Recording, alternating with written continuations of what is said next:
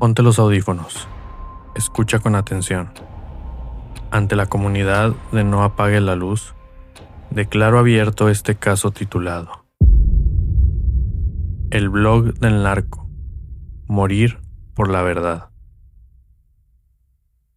Antes de arrancar, si nos escuchas en Spotify y todavía no nos sigues, dale seguir ahorita. Es gratis y tardas 2 segundos. Esta es la única forma en que Spotify te avisa cuando subo un episodio nuevo. No te vayas a perder lo que viene. Y si nos ves en YouTube, también suscríbete y activa la campana. Ahora sí, arrancamos. Este episodio es diferente a los anteriores. No voy a hablarles de un asesino serial, ni voy a contarles del caso de una víctima en específico. Voy a contarles la historia de 2 personas que decidieron hacer lo que nadie más se atrevía a hacer en México. Decir la verdad y lo que eso les costó. México 2010. Para entender esta historia hay que entender en qué momento de México nació. Felipe Calderón llegó a la presidencia en 2006 y declaró la guerra contra el narco. Sacó al ejército a las calles y lo que vino después fue una espiral de violencia que el país no había visto en décadas. Balaceras en plena luz del día, cuerpos colgados de puentes, narcomantas, fosas clandestinas, masacres en bares, en bodas, en canchas de fútbol. Pero si encendías el noticiero local, no había nada. Si abrías el periódico de tu ciudad, silencio. Porque había 2 tipos de mordaza, funcionando al mismo tiempo. El gobierno diciéndoles a los medios que aquí no pasaba nada, y los cárteles diciéndoles a los periodistas que si publicaban, los mataban. Y funcionó, los medios se callaron, pero la violencia no. Lucy. Ella era una periodista joven, 20 y tantos años. Vivía en el norte de México, en una de las zonas más golpeadas por la guerra. Acababa de entrar a trabajar a un medio local importante, con todo el entusiasmo de quien sale de la escuela creyendo que el periodismo puede cambiar algo. Y desde el primer día chocó con la realidad. Le llegaba información, cosas que estaban pasando en su ciudad, balaceras, ejecuciones, desapariciones, y cuando iba con su jefe de información a decirle lo que había encontrado, la respuesta siempre era la misma: aquí no pasa nada. Vio dinero narco llegando a las redacciones, vio cómo sus compañeros aprendían a no preguntar, vio cómo el periodismo que le habían enseñado en la escuela no existía en la realidad, y se hartó. Llamó a un amigo, un ingeniero en informática, que sabía de redes y servidores. Le dijo que tenía una idea. Iban a crear un blog, un espacio donde cualquier persona pudiera reportar de forma anónima lo que estaba pasando en su colonia, en su ciudad o en su estado, sin filtros, sin jefes y sin miedo. O al menos con menos miedo. El 2 de marzo de 2010 publicaron su primer post. Lo llamaron El blog del narco. Y en su presentación escribieron algo que resume todo lo que eran y lo que querían hacer. La idea de crear el blog del narco surge cuando los medios de comunicación y el gobierno intentan aparentar que en México no pasa nada. Nos vimos en la necesidad de crear un medio independiente que no recibe dinero de ningún político, empresario o delincuente. Esto nos da pie a tener la total y absoluta libertad de escribir sin distinción de grupos y colores. El blog no suavizaba nada. Ejecuciones, interrogatorios grabados en video, cuerpos en fosas clandestinas, narcomantas completas, imágenes que los periódicos nunca publicarían. Para mucha gente fue un golpe brutal. La primera vez que podía ver la violencia tal y como era, no como la narraban ni como la vivían. El impacto fue inmediato. En 2012, el blog registraba 25 millones de visitas por mes. Se convirtió en uno de los 100 sitios más visitados en todo México. BBC, Al Jazeera, The Guardian le dedicaron reportajes. El Houston Chronicle lo describió como la primera fila de la guerra contra el narco en México. Pero también llegaron las críticas. Había quien decía que el blog era morbo, disfrazado de periodismo, que se había convertido en una plataforma que los propios cárteles usaban para mandar mensajes y presumir sus ejecuciones. Lucy lo defendía así. Publicar estas imágenes desalentaba a los jóvenes de unirse a los cárteles y le permitía a las familias de sicarios saber que su hijo o su hermano había muerto, cuando el gobierno y los medios ni siquiera reconocían que existía. Tenía razón, depende de a quién le preguntes. Lo que nadie puede negar es que el blog decía lo que nadie más decía. Mientras el blog crecía, la vida de Lucy y su compañero se volvía cada vez más pequeña. Se movían de casa en casa cada mes, sótanos, departamentos rentados con efectivo, sin contratos y sin nombres reales. Escondían su equipo en lugares diferentes y si sentían que alguien se acercaba, huían. Lucy llegó a decir que durante 2 años no se compró ni un par de zapatos ni un labial, que no los iba a usar, no tenía a dónde salir. Se volvió vegetariana porque la exposición constante a cadáveres le quitó las ganas de comer carne. Pasaba meses sin dormir bien. Escribía de madrugada cuando la ciudad dormía, siempre con una mochila lista junto a la cama por si tenía que salir corriendo. Así vivían 2 personas que en ese momento eran el medio de comunicación más leído de México. Sabían desde el principio que las amenazas iban a llegar. Lo que no sabían era hasta dónde iban a llegar.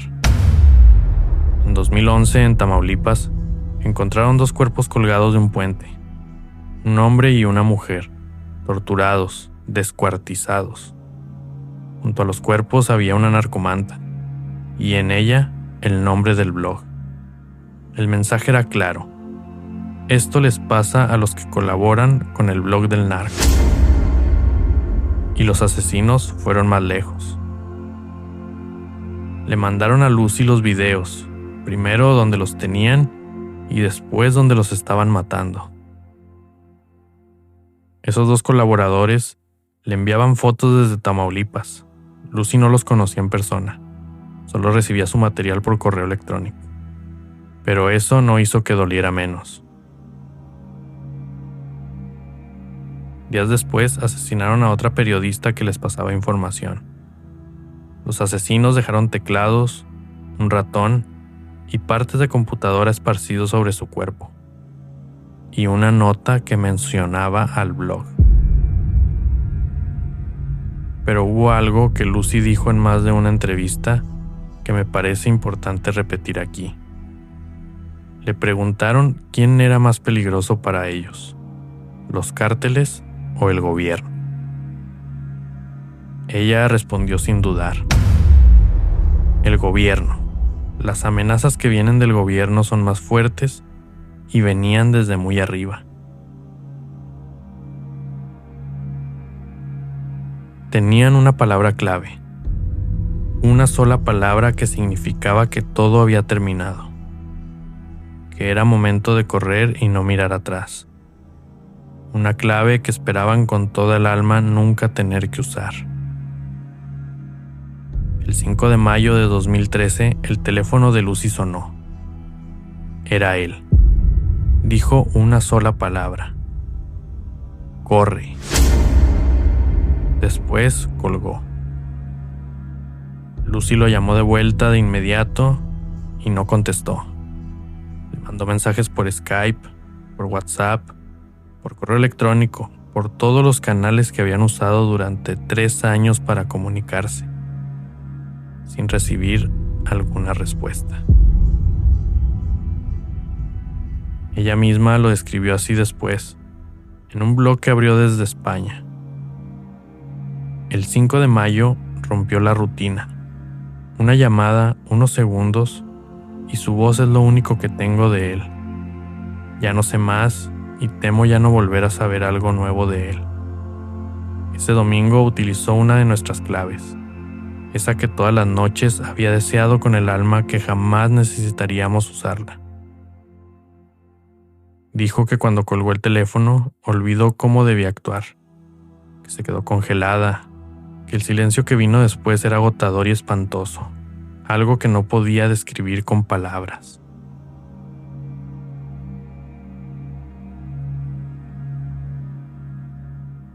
Pero reaccionó.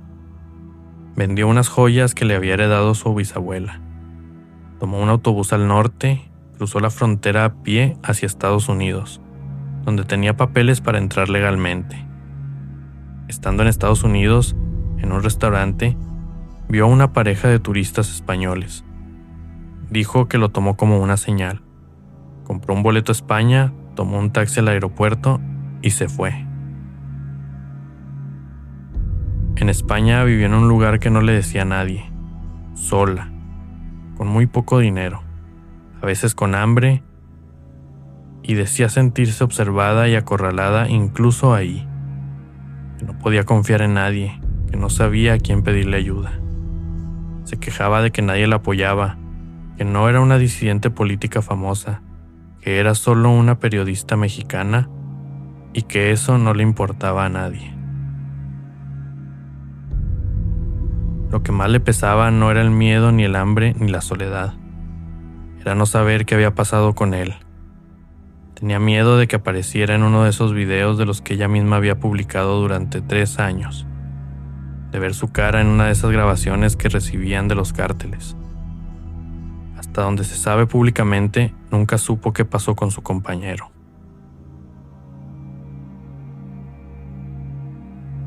Hasta el día de hoy, nadie sabe quién es Lucy, nadie sabe dónde está, nadie sabe si el compañero está vivo.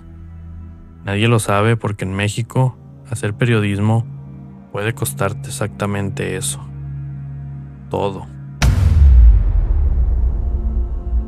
El blog del narco sigue en línea hoy en día, pero ya no es lo que fue. Sin Lucy y sin su compañero, sin esa estructura original que lo mantuvo vivo, durante 3 años de puro miedo y pura valentía, el blog se convirtió en otra cosa. Más lento, más distante, sin la urgencia que lo hizo grande. Lo que quedó es algo más importante. La demostración de que 2 personas con una computadora, una conexión a internet y las agallas suficientes pueden hacer lo que cientos de medios de comunicación con recursos, edificios y personal no quisieron hacer. Decir la verdad. En un país donde decirla puede costarte la vida.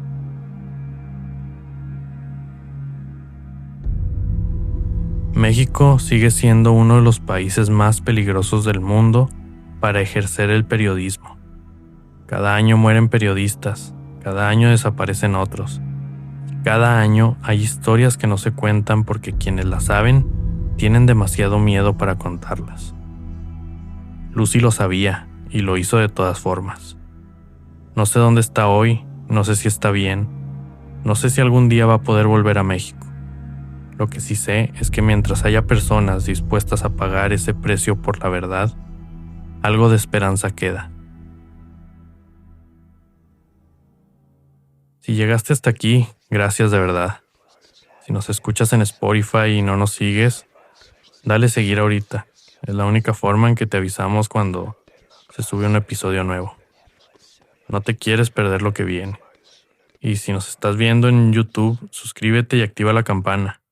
También para que te lleguen notificaciones. Hay mucho más por venir. Cuídate mucho. Nunca mires hacia atrás. Y hagas lo que hagas, no apagues la luz.